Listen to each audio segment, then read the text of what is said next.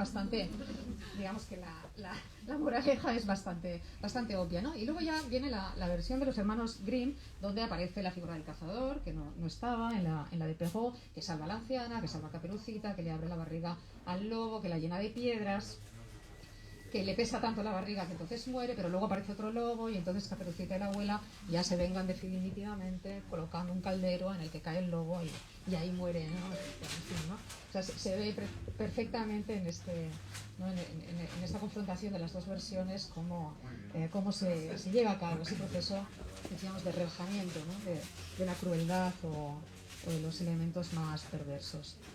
En el libro de Patricia Esteban Erles, los cuentos que de algún modo a su manera recrean La Bella Durmiente, Hansel y Gretel, La Bella y la Bestia, recuperan esa crueldad perdida, ¿no? Ella los convierte en terroríficos otra vez, ¿no? Y además nos obliga a hacer una lectura inversa, bueno, lo que los pedagogos dicen, una lectura inversa, ¿no? Nos desvela en qué se ha fijado ella, qué es lo que le ha interesado a ella, qué aspectos de esos relatos tradicionales han llamado su atención, qué elementos, a pesar de todo este proceso de edulcoración, ¿no?, al que me he referido, seguían ahí, de alguna manera, escondidos, ¿no? Y ella los había visto, ¿no? En consecuencia nos obliga a hacer dos lecturas, en realidad, ¿no? Una doble lectura, la de los cuentos que estamos leyendo, los cuentos de aquí, en ningún otro lugar, pero también nos obliga a releer desde otro punto de vista, desde otro lugar, los cuentos tradicionales que están detrás también de los cuentos de Patricia, ¿no? O sea, nos obliga a hacer lecturas, vamos a decir, inusitadas y bastante perversas de esos cuentos de hadas, ¿no? A este respecto nos ha interesado, y lo comentábamos con David, con quien efectivamente tengo una colaboración bastante estrecha, lo comentábamos esta mañana o ayer en el desayuno, ¿no? O cocinando o algo así. Bueno, nos han interesado especialmente la reelaboración de los personajes femeninos.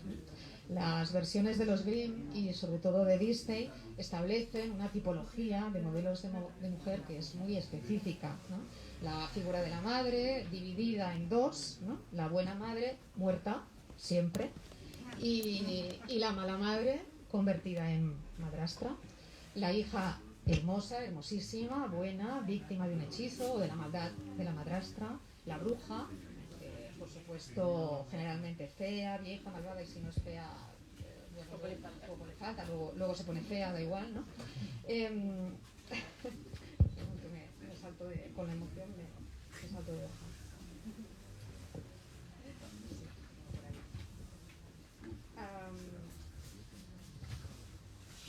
Las hermanas, sí, muy importante, las hermanas o las hermanastras que rivalizan con la protagonista, ¿no? La rivalidad femenina que está tan presente en todos esos relatos. En cambio, en tu libro, Patricia, estos modelos se ven subvertidos y precisamente te queremos preguntar por ello. ¿Qué has querido plantear a través de tus personajes femeninos pensando en toda esa tradición que tienes detrás?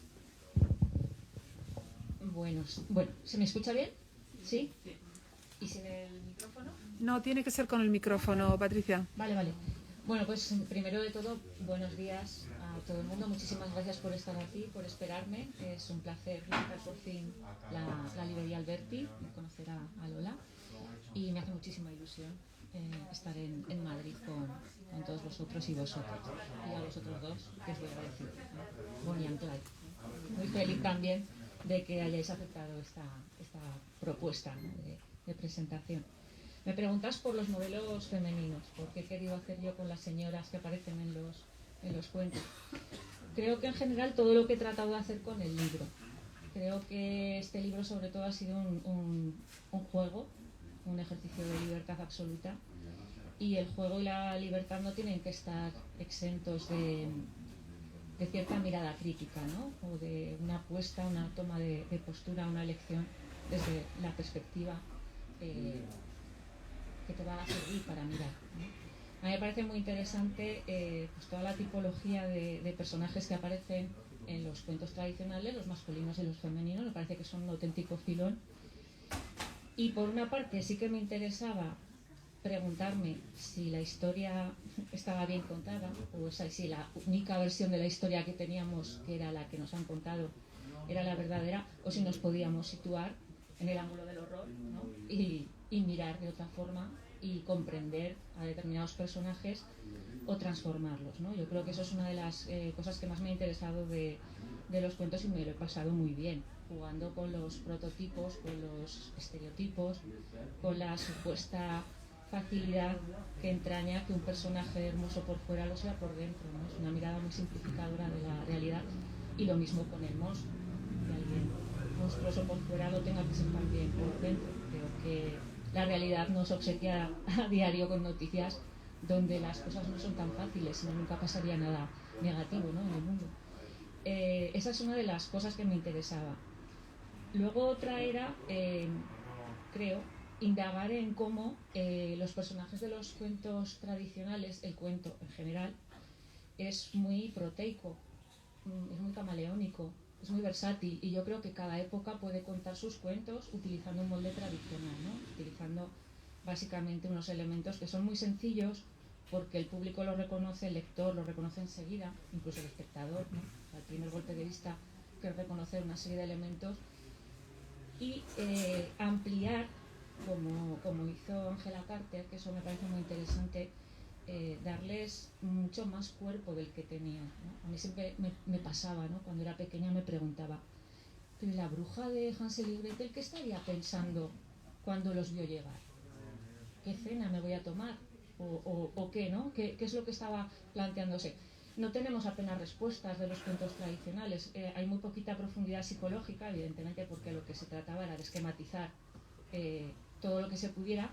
Y a mí me parece que eso es muy interesante, que es lo que hace Angela Carter, ¿no? Me parece que esa densidad que tiene el texto de Angela Carter, tanto desde el punto de vista de las descripciones de las atmósferas, como el preciosismo, ¿no?, en el uso del lenguaje, la multitud de referencias de diferentes épocas que se pueden llegar a encontrar en Barba Azul, ¿no?, en su versión, La Cámara Sangrienta, por ejemplo, que a mí me encanta, por cierto.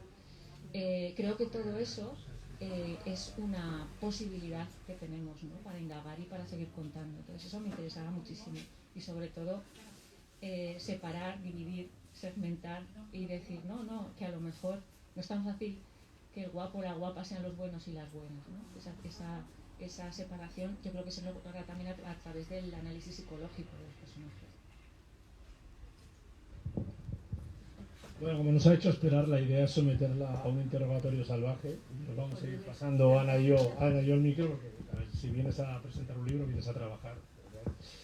No mires los apuntes, que te metas las respuestas. Es que Tú que eres maestra, no, pero es que ahora ya me has chapado todo esto. Esta página la tira, porque ya te voy a preguntar yo sobre Angela Carter. Pero podemos hablar más. Sí, no, por eso ya no, si estamos aquí para torturarte. Sí, porque lo que estos días, preparándolo con Ana, yo he vuelto a recuperar la Cámara Sangrienta, que además, para lo que no voy a hacer propaganda de otras editoriales, que si no Juan me riñe, pero la Cámara Sangrienta está ilustrada por Alejandra Costa, casualmente, la publicó en el Sexto Piso, pero está un trabajo muy bueno porque las conexiones con Angela Carter no es solo de estéticas o filosóficas o metafísicas, sino que incluso ha apostado Juan y Patricia porque Alejandra Costa ilustre el libro maravillosamente bien con esa forma que tiene ella de combinarlo casi al estilo magritiano o maxerstiano, de romper dibujos antiguos y mezclarlos para crear cosas nuevas. Yo la pregunta te la iba a hacer, pero no me la voy a saltar y me voy a otro, porque sí que es verdad que la escuela Angela Carter está muy clara en Patricia. Yo me he traído mi camiseta de Shirley Jackson también en su honor. También estaría Cristina Fernández Cubas. Hay uno de los cuentos que más le gusta a nuestro niño, es De mayor quiero ser bruja, de Cristina, que es otra reelaboración maravillosa del personaje de la bruja. Y yo te quería preguntar sobre Angela Carter, pero voy a otro texto que no sé si has leído, con el que he encontrado conexiones y me interesa también porque es un autor, no una autora, que es Robert Cooper. No sé si has leído Zarzarrosa. Ah, sí que lo he leído, en Anagrama. Exactamente, otra propaganda de otra editorial. Perdón, de verdad. Puede. Comprad. Páginas como. Pero la recomendó Nuria Barrios, que edita en páginas de Bueno, entonces no pasa nada. Muy bien, Patricia, muy bien. No mires a Juan. Pues en Robert Cooper lo que me interesó, y por eso las conexiones con... Sí, porque hay unas conexiones con Angela Carter y con Cooper, ahora explico por qué. Pero a lo mejor sí que podías hablar un poco, porque yo creo que tu lado Carter es con la perversión que caracteriza a Patricia, es como menos sexual en este libro, en otros libros no. Y esa trituradora por la que pasa Angela Carter al cuento de hadas, llevándolo hacia, porque tú lo decías, La cámara sangrienta es un cuento de una sexualidad brutal, o la compañía de lobos, Pero Robert Cooper lo que hace es increíble, porque Robert Cooper en Zarza Rosa coge La Bella Durmiente, y también la pasa por la trituradora postmoderna, y vemos una Bella Durmiente que tú exploras en el cuento, en El Buen Dormir, donde lo que va a narrar Robert Cooper es, de algún modo, y ahí sí que quiero ir enseguida, a lo que yo veo que ha hecho Patricia en el libro, que es, de algún modo, contarnos lo que faltaba por contar, o incluso lo que debería haber ocurrido, ¿no? Porque ella a mí, por ejemplo, decía, ¿qué pensaría la bruja de Hansel y Gretel? Pues a mí yo siempre he pensado, ¿qué pasaría con esa mujer que está tumbada ahí?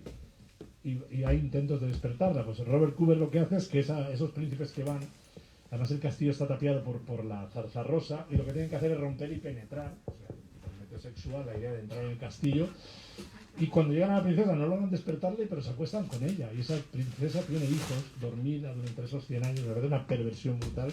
Y yo ahí pensaba, ¿no?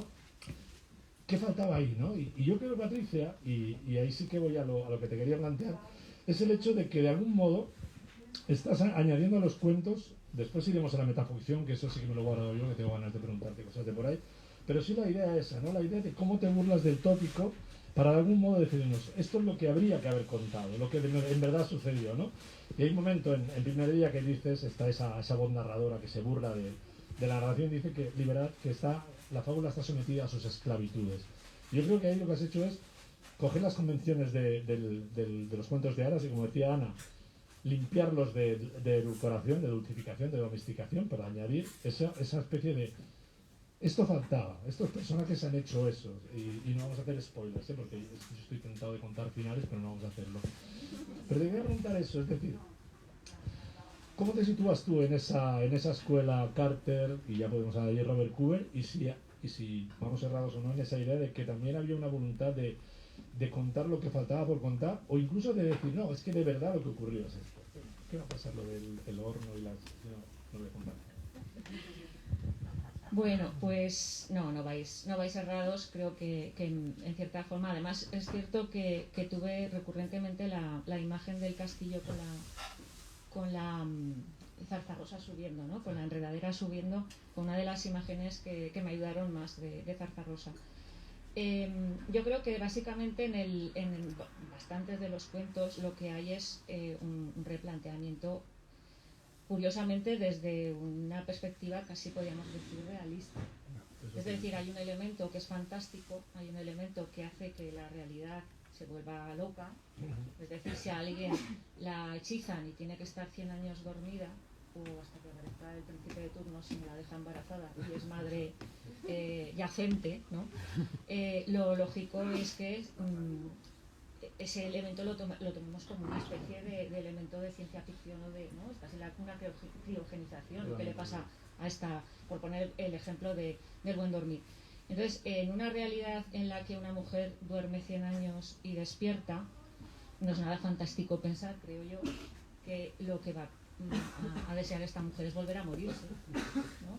Porque realmente es cierto que en esa realidad ya no queda ningún elemento que le sea familiar. O sea, yo me planteé cómo sería, en el caso concreto de la Bella Durmiente, ¿no? ¿Cómo sería tan maravilloso despertarse cuando no queda nadie, no queda nada de la vida que tú has conocido? Hombre, pues si tu vida era muy mala, igual es una segunda oportunidad.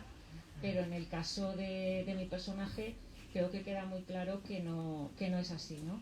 En este cuento en concreto también me planteaba una cuestión que tiene que ver con noticias de la realidad, como pues pasa con Neverland o como con otros relatos, ¿no? Que la realidad te suministra monstruos constantemente. En este cuento lo que quería hacer con el título del Buen Dormir es una especie de giro de la expresión del buen morir medieval.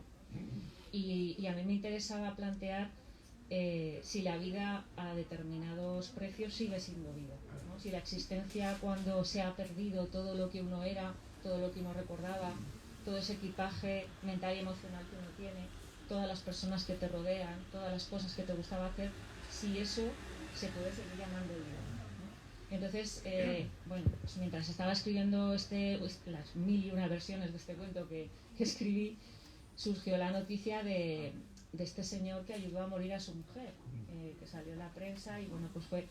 Y entonces, en realidad, yo creo que es una reflexión también sobre un tema pues de actualidad, ¿no? El derecho sobre la propia vida, el derecho a elegir cuando uno quiere seguir viviendo o no quiere seguir viviendo. Entonces, yo creo que sí que hay una vuelta de tuerca. Yo he jugado mucho, creo, a dar giros, ¿no? Saltos que a veces han salido mejor y a veces peor, saltos mortales a veces, con los elementos pues eso, argumentales, los propios personajes, los motivos, la acción, los escenarios, a darles una vuelta. Y la vuelta en este caso sería temática, ¿no? Sería un reenfoque de una cuestión que parece que la vida es buena a cualquier precio. En ese cuento parece que se nos vende, además, pues obviamente el que va a salvarte es un príncipe, ¿no? No sé yo, no sé yo. Sí, no, hay un momento en el cuento que lo dice, algo así como ya no pertenecía a ese lugar, ¿no? A ese tiempo. Ni a este ni a ninguno. Sí, pues enlazando justamente con esto te quiero preguntar por la inversión de los finales, ¿no? Que con respecto a estas versiones más tradicionales que suelen tener un final feliz la mayor parte de las veces, ¿no? Muchas veces acaba en boda y fueron felices y comieron perdices, ¿no?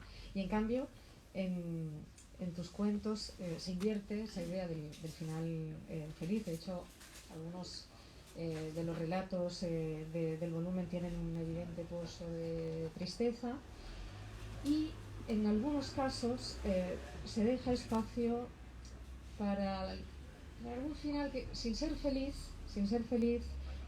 sí que se resuelve con una suerte de justicia política, ¿no? Pienso, por ejemplo, sin hacer spoilers, en Neverland, que es uno de los relatos que, bueno, ya lo sabes, a mí más me han impactado. Quería preguntarte por eso, si te consideras una especie de justiciera de la ficción, si la ficción viene aquí a imponer justicia de alguna manera. Bueno, en ocasiones creo que sí, ¿no? Creo que esa vertiente lúdica que decía al principio que tiene la literatura en general, por lo menos en mi caso sí que la tiene, también permite convertirte en el sheriff del lugar, ¿no? La sheriff del lugar y decir, bueno, pues ahora voy a hacer yo lo que me apetezca con esta gente, ¿no? En varios de los cuentos no sé si era justicia poética o si era que realmente yo necesitaba creer que existía otro final, o que podía haber habido otro final, ¿no?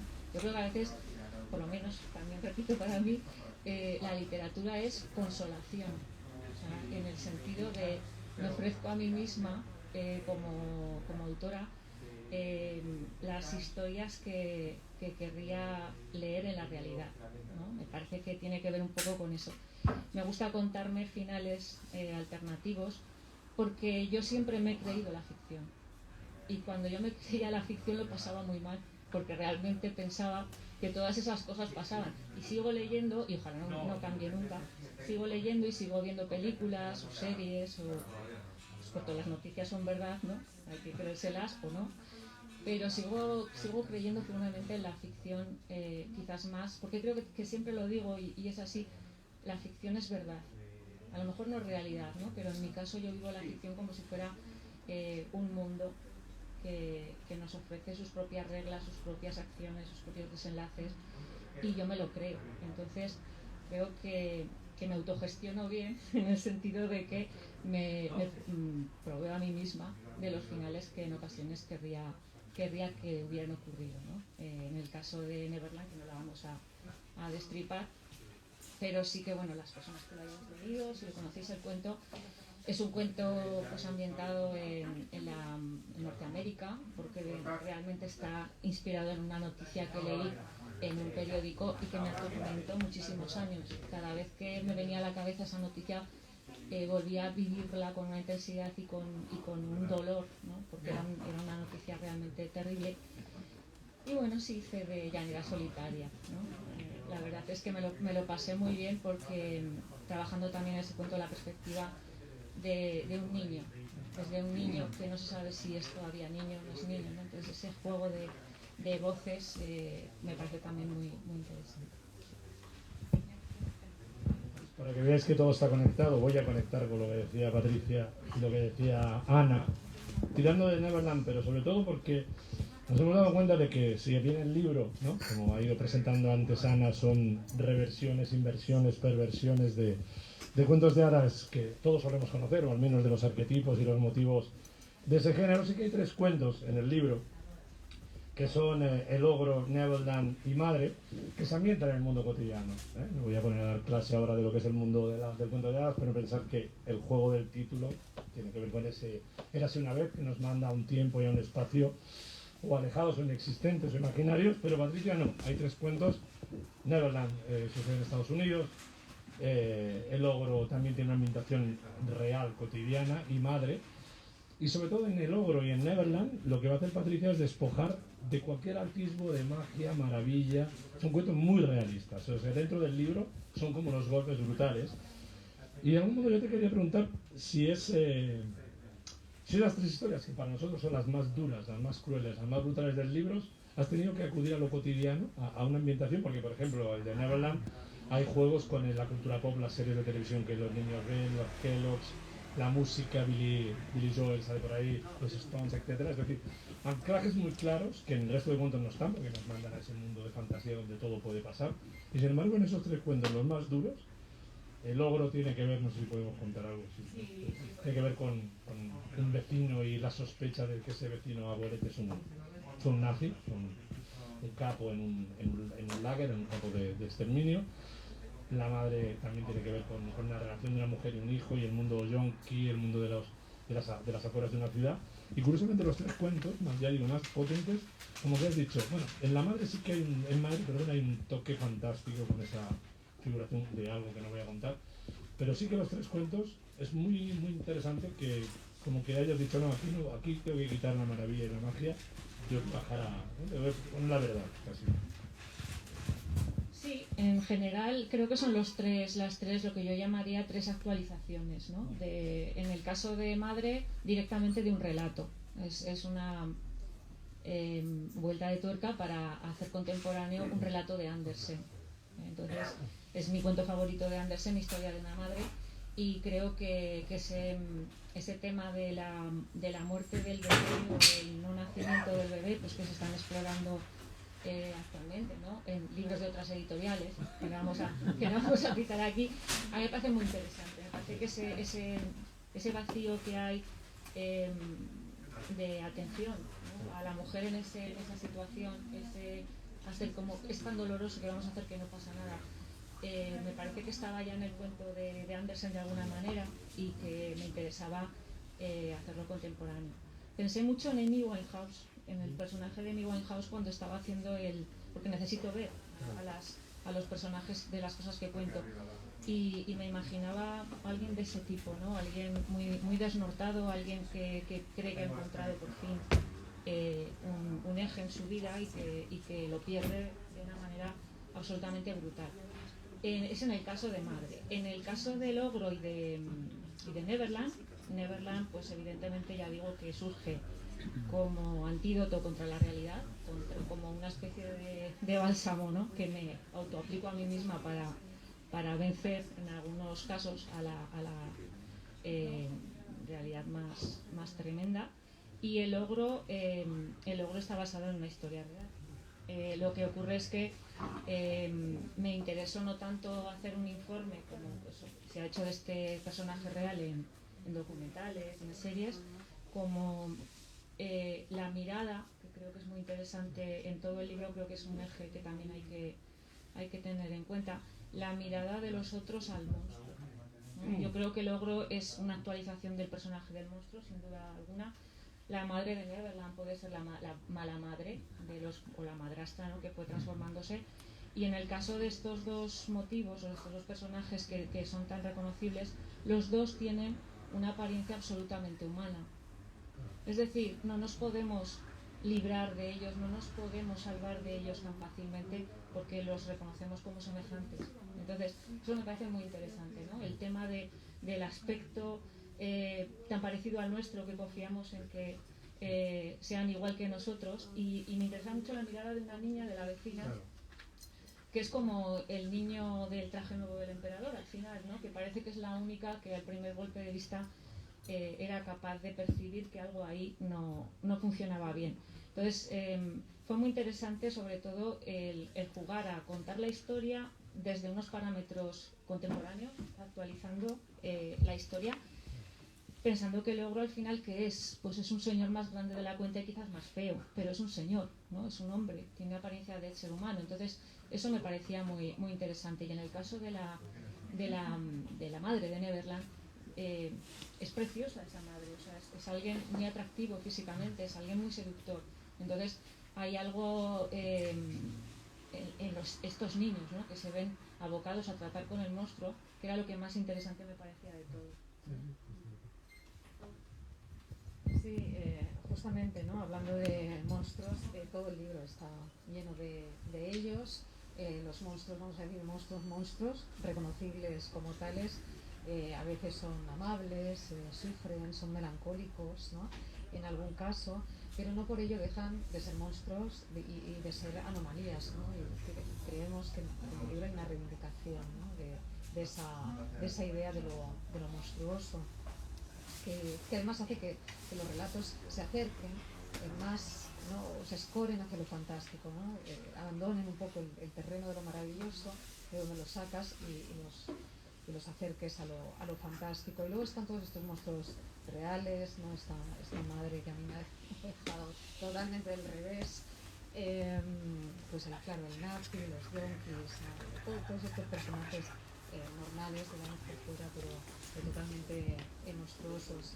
Y creo conocer la respuesta, pero queríamos preguntarte por qué tipo de monstruo te asusta a ti más, ¿no? Si los monstruos reconocibles como tales, que en algunos casos pueden ser bastante inquietantes, o estos monstruos de la realidad. A mí, para la ficción, no para encontrármelos en el mundo real, obviamente, los monstruos que más me interesan, porque son los que más me asustan, los que más me intrigan y los que me fascinan absolutamente, son los monstruos con apariencia similar a la nuestra, ¿no? Creo que son los que desde el punto de vista de los argumentos, más historias nos suministran. Creo que en mí hay una necesidad de reconocer, para tener miedo tengo que reconocer que el ser que ejerce el miedo sobre mí se me parece. Entonces no tengo ningún interés como autora, digo, porque seguramente tampoco lo sabría hacer, en retratar monstruos alejados del mundo en el que vivo, ¿no? Incluso creo que el zombie, por ejemplo, nos está hablando de algo que tiene que ver con nuestra propia existencia, ¿no? Con el regreso desesperado de la muerte y totalmente hediondo, ¿no? Por decirlo de alguna forma. Entonces creo que los monstruos que a mí me interesan como autora, como lectora, son los que yo puedo sentir, incluso cuando estoy escribiendo el relato, que me están dando miedo a mí, ¿no? Y eso tiene que contar con un parecido, con una relación de semejanza. No me da miedo los peligros del espacio, no me da miedo. Incluso si fuera una criatura robótica tendría que tener una apariencia humana, ¿no? A mí me parece que eso es lo que más me hace plantearme historias que puedo contarme a mí misma. Sí, porque hablando de monstruos, quiero leer el inicio del monstruo, porque queremos hacerte alguna pregunta también sobre el lenguaje, que es muy característico de este libro, ¿no? Toda la reelaboración lingüística. Ahora te preguntaremos sobre ella, pero primero quiero leer solo el inicio además del cuento que lleva por título El monstruo. Cuentan que nuestro rey le regaló a su hija un monstruo traído a estas tierras desde un remoto país al que había viajado en cierta ocasión. Durante su estancia allí, el monarca y los nobles de la corte lo agasajaron con festejos y banquetes servidos en los jardines que rodeaban el palacio real. Una de esas tardes, en una de esas fiestas al aire libre, fue donde nuestro buen rey, que había perdido a su esposa el mismo día en que nació la princesa Alda, pudo ver cómo algunas muchachas recorrían las infinitas galerías, seguidas de cerca por unas extrañas criaturas que de lejos hubieran podido confundirse con jóvenes de su misma edad, dueños de un airoso porte y ataviados con suntuosas ropas de caballero. Cuando las doncellas se aproximaron un poco, el rey advirtió que cada uno de los galanes llevaba atada al cuello una traílla de oro blanco, como si fueran colosales perros falderos que pasearan con sus amas. Creyó por un instante que todo aquello formaba parte de un refinado juego de corte al que los pretendientes se sometían de buen grado.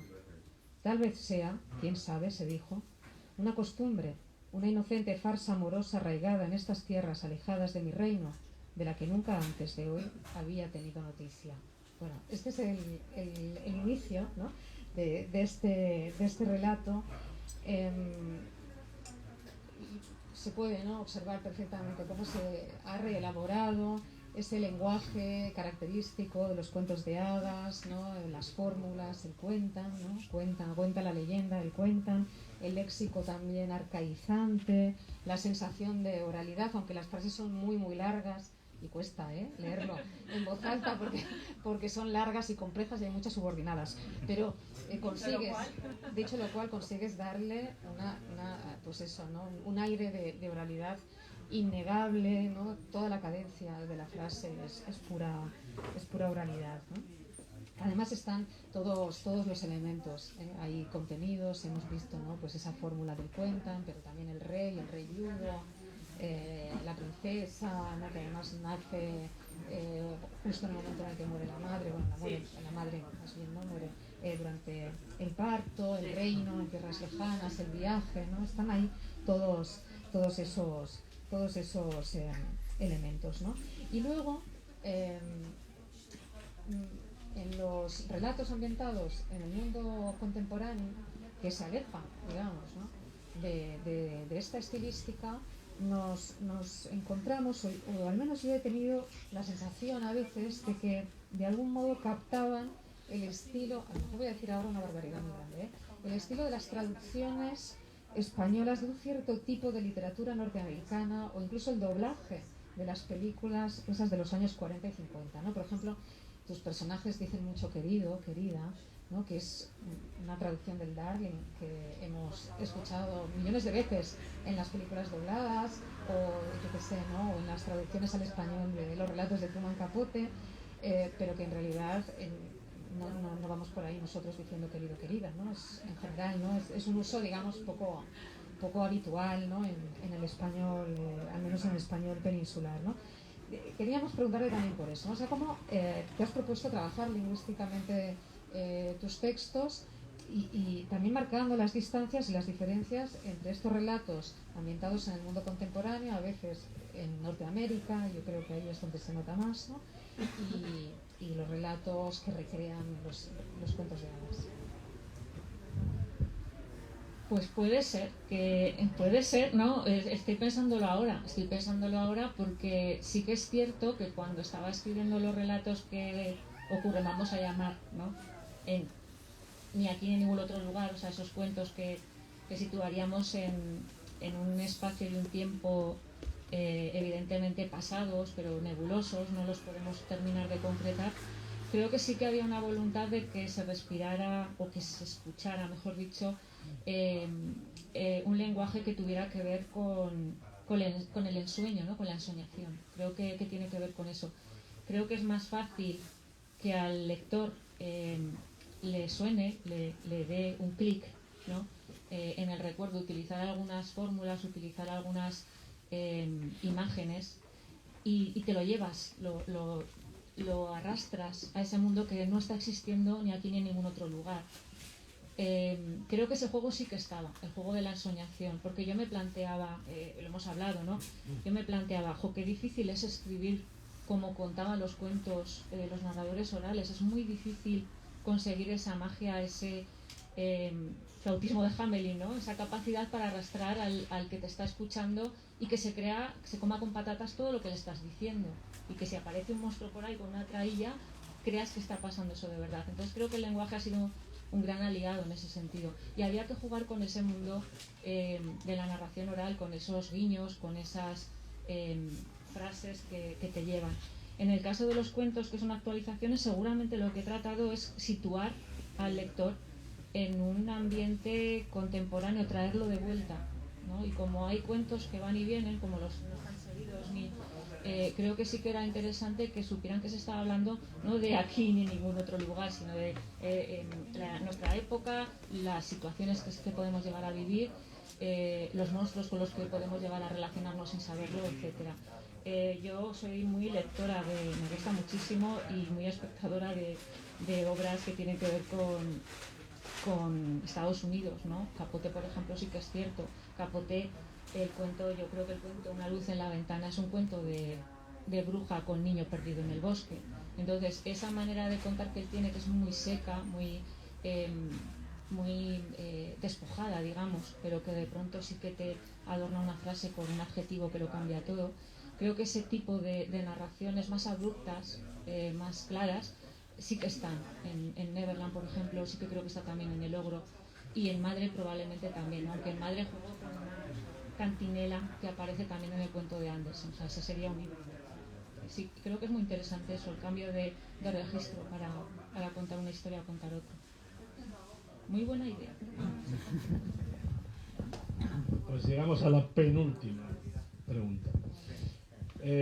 Todo lo que decías ahora es verdad, el lenguaje y esa reelaboración maravillosa nos sumerge en el texto, pero también hay, y antes lo decía al principio Patricia, una voluntad de juego, y no dejamos nunca también a lo largo del libro de estar pendientes de que estamos accediendo no solo a cuentos de hadas, sino a cómo se están construyendo los cuentos de hadas delante de nuestros ojos, ¿no? Estamos en ese ámbito de la metaficción, que llamamos los teóricos, y que me parece que es un elemento muy interesante también para entender otra de las vías, ¿no? Hemos hablado de la antiedulcoración, el contar la verdad, el escapar de los tópicos, pero también la metaficción permite deconstruir, ya no solo jugar, sino hacer ver las trampas del propio código, ¿no? Esas, como decía yo antes, y lo dijo Patricia, o su narrador en el primer día, no escapar de las esclavitudes del cuento, ¿no? Y hay 4 relatos, curiosamente, y eso también después, si quieres, puedes intentar responder si tiene algo que ver o no. El libro se abre con La vieja, que es un cuento metaficcional, no voy a contar nada porque ahí sí que lo destruyo, es solo el contar, y encima esa vieja sabe el mejor cuento que existe, y ahí lo cierro. Después estará el cuento Desierto, que a mí es un cuento que me ha encantado, que además está dedicado a una gran amiga nuestra y otra de las maestras de lo insólito y lo perverso, que es Cecilia Udave, grande de las grandes. Primer día, y ni aquí ni en ningún otro lugar, que es el que cierra el libro y da título al libro. El libro se abre y se cierra metaficcionalmente con 2 cuentos que están pasando por la trituradora la propia idea de contar cuentos. No, yo voy a dar 4 pinceladas de cada uno. La vieja lo dejo aparte, ya yo no puedo contar nada. Fijaos que el cuento Desierto es una burla sobre el propio control que tienen los narradores de las historias, porque es una historia que representa que no tiene narrador. Los personajes no tienen narrador, están perdidos en el relato. Si no hay narrador no hay trama, pero tampoco están... Como no hay trama, los personajes no saben qué están haciendo y no saben si hay final. Estamos dentro de un nivel de inquietud ya propia, de la propia forma del relato, genera una inquietud, ¿no? Y hay una pregunta que me he hecho yo, que si quieres la respondes o no, porque si no, que lo lea la gente, porque se lo pregunte y se lo responda yo, es ¿quién demonios narra? Si hay una voz que está narrando, pero dice que no es el narrador porque no hay narrador, ¿dónde está? Maravilloso, ese momento me lo pasé realmente bien y yo creo que Cecilia debe estar encantada con que se lo dedicaras. Primer día, ya hemos hablado mucho de él. Voy a leer un fragmento, pero prefiero pasar rápido. Aquí es un cuento en el que hay una constante pelea contra el narrador oficial y contra la visión oficial, ¿no? Y ahí es donde aparece esa frase que antes mencionaba, que la leo, ¿no? La fábula aparece sus propias esclavitudes. Y llega hacia el final del relato, que no voy a revelar, pero una frase que también me ha parecido muy, no sé, como muy dibujadora de ese panorama que está planteando Patricia. Dice, esto no fue lo que sucedió, ¿no? De nuevo, ¿dónde estamos, no? Esa voz que narra nos está torturando. Llegamos al final, ni aquí ni en otro lugar, donde lo que tenemos es que Patricia desde el principio muestra sus cartas. Hay una frase, la leo, dice, en el caso de que este cuento no estuviera mintiendo desde la primera vez, ¿no? Y fijaos que el título es ni aquí ni en ningún otro lugar, es decir, la mentira. Si no es ni aquí ni en ningún otro lugar, no sucedió. O sí, bueno, pues la verdad del cuento maravilloso, ¿no? Y entonces el final, que no voy a revelar, también va a ser una especie como de vuelta de tuerca, así, aquí sí que argumental y temática que no voy a decir nada, de las madrastras y las hermanastras de las que hablaba Ana. ¿Por qué todo ese juego metaficcional? Tiene realmente, yo que soy muy obsesivo, y ahora perdona que hable de mí, de las estructuras de los libros, el primero y el último son cuentos estratégicamente colocados para darle, y con nuestro editor luchamos mucho con los primeros y últimos cuentos de los libros, y son posiciones estratégicas que no se ponen por azar. Realmente, ¿cuánto hay ahí de preocupación por eso, ¿no? Por la dimensión metaficcional de los textos? ¿Y qué queréis? Espera que voy a mirar los que has citado, porque claro, como La vieja, has hecho aquí una tesis de mi... A ver, para que se vea que venimos preparados. sí, no, esto sí que es un tercer grado. ¿No hemos dormido esta noche? Sí, has hablado del cuento desierto, que sí que es verdad que se lo dediqué a Cecilia, y que en estas parábolas que tiene lo insólito, ¿no? Y lo inusual, pues resulta que un cuento que yo no he leído de ella trata de un narrador que deja también, o sea, que es como un juego de espejos muy inquietante. El cuento desierto surgió porque leí un poema de Wisława Szymborska que se titula La habitación del suicida, y me dejó totalmente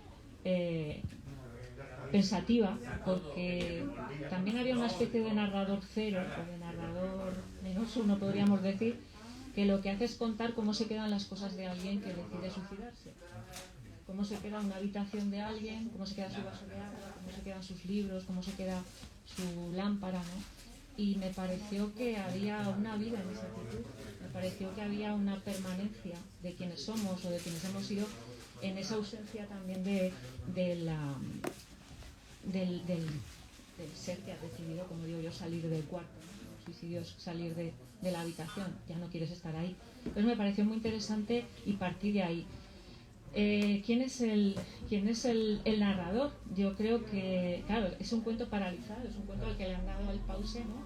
Y nadie hace que avance la acción.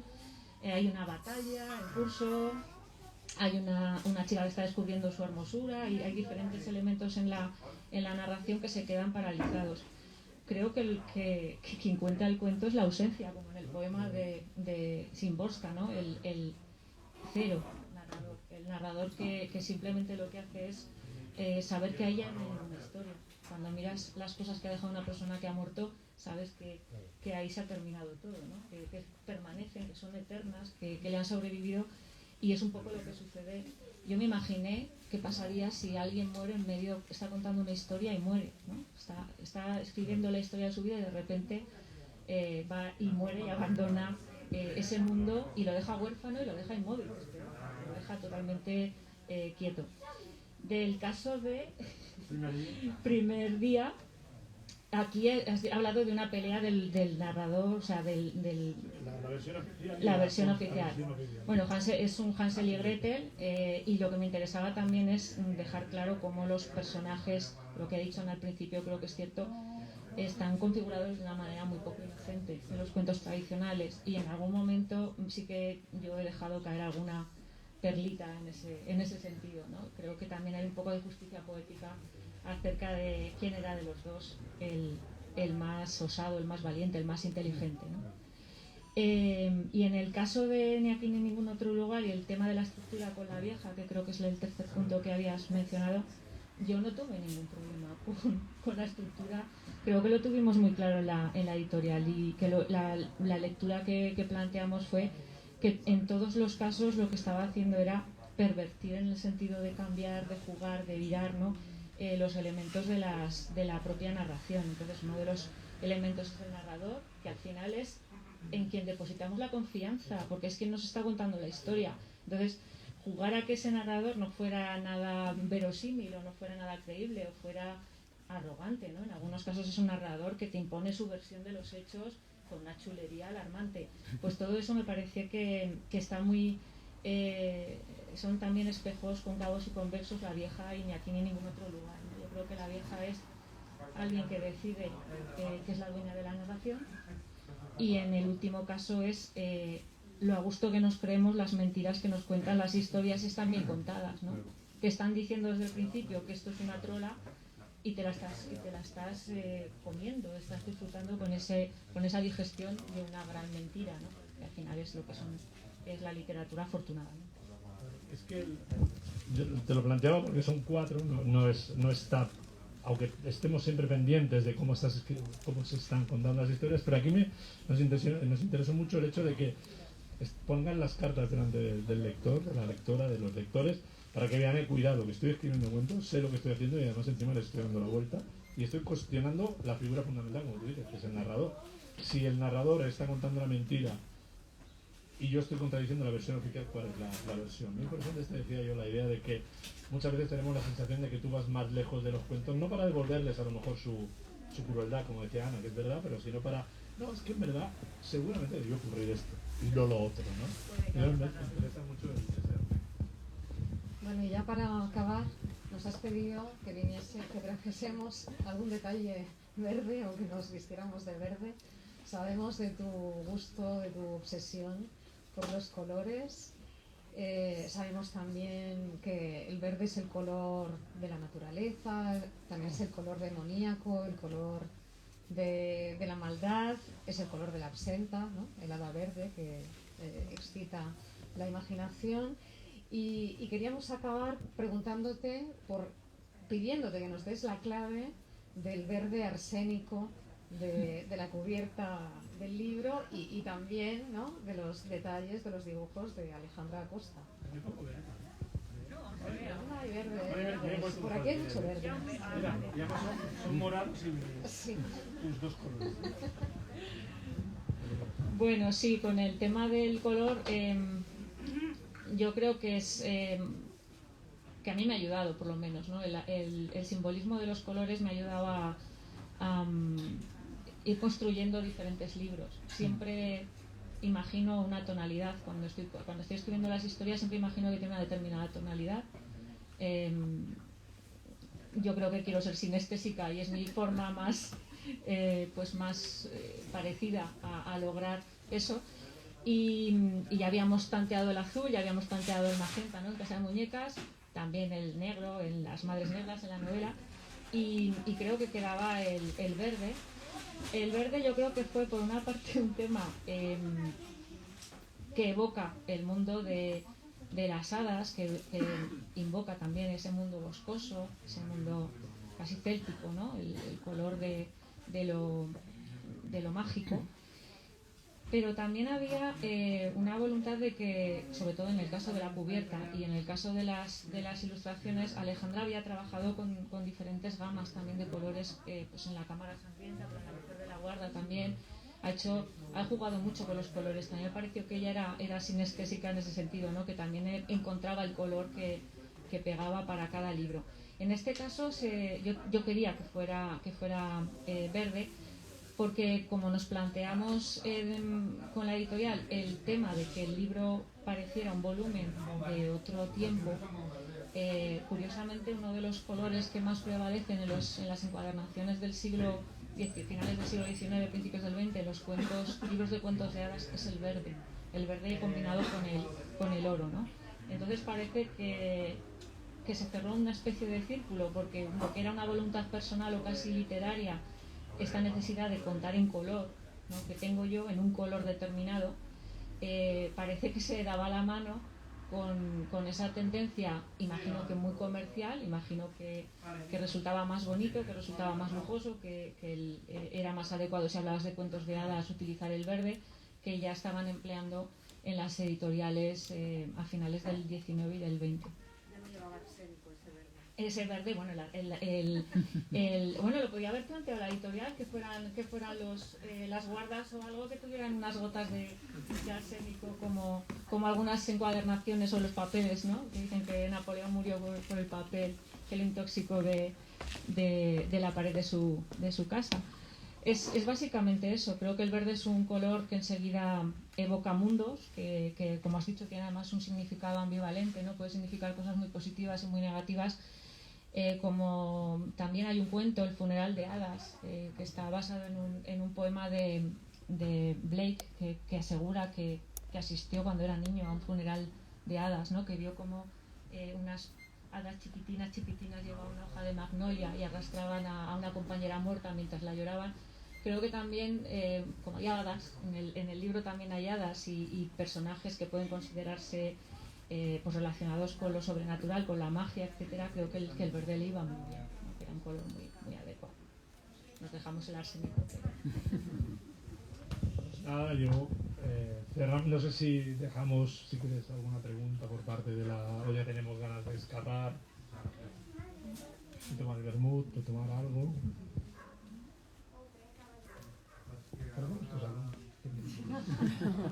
Hay una técnica que si miráis al suelo, el profesor que mira no lo sabe. No ve nunca. No, tiene que utilizar No, el tienes que micro. utilizar el micrófono. Disculpen, buenos días. Le quería hacer una pregunta con respecto a la influencia de la monarquía actual. No es como a la leche, pero le quiero preguntar si la influencia, ¿no? Se le mezcla lo de los cuentos, los reyes, los príncipes, con lo que hay ahora. No lo digo con mala intención.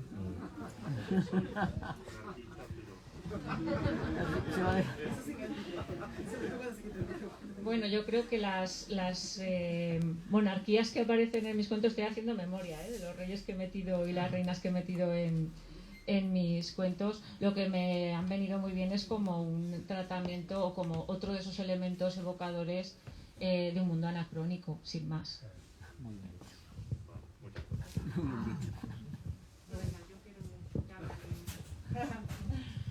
Bueno, yo quería preguntarte sobre los monstruos, porque en los cuentos tradicionales, que personalmente pues a nosotros nos gusta mucho, mi pareja le gusta escandalizar, como sabéis, pero es inofensivo completamente. Nosotros hicimos un viaje por Alemania, por los lugares en los que se inspiraron los personajes de los hermanos Grimm. Y entonces yo muchas veces había pensado que el tema de los monstruos, que veo que está muy presente en tu libro, que estoy deseando leerme, yo he leído muchos textos tuyos, y realmente pues le dije, esta muchacha escribe muy bien, no me la pierdo, vamos, que me perdió gente mucho más conocida y me cuesta mucho trabajo ir a la presentación de un libro cuando no sé qué es bueno, pero bueno, gente conocida ha faltado, y sin embargo a ti que te conozco de los textos, yo creo, he venido porque realmente me interesan y yo creo que eso es, bueno, que me estoy desviando del tema. El tema de los monstruos, yo siempre he pensado que eran los miedos que tenemos todos, que están presentes en la infancia y bueno, pues que los seguimos conservando. Pero cuando fuimos a Alemania, los monstruos los hemos visto, o sea, me he traído un testigo, no sé si muy fiable, para que no se piense que me ha ido la cabeza. Pero vimos esos monstruos porque realmente hay mucha consanguinidad, pues, los pueblos pequeños y estar con la nieve y tal, como que no se pueden visitar unos otros y son pequeñísimos esos pueblos del norte de Alemania, que no hablan nada más que alemán. Nosotros no teníamos ni idea de alemán, yo no sé cómo sobrevivimos allí, es que ni idea, no sabía ni una palabra de inglés, nada. Y había esos hombres deformes y mujeres enormes, con la consanguinidad, o sea que el tío se acostaba con la sobrina y tal, y eran realmente pues, seres deformes, anormales. Y yo pensé que a lo mejor esos personajes que surgieron en los cuentos de los hermanos Grimm, que ellos recopilaron de las tradiciones y tal, pues eran esa gente. Hombre, creo que por lo que has contado es muy probable que cuando los hermanos Grimm se plantearan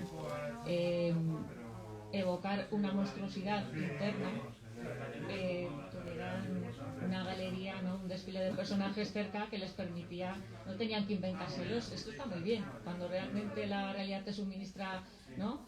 Cosas de las que escribir, o encuentras en la realidad a alguien que pueda hacer un personaje que tú necesitas. Creo que puede ser muy válido y que está muy bien y que además es muy útil y no te los tienes que inventar, con lo cual de escribir siempre es más fácil que inventar, ¿no?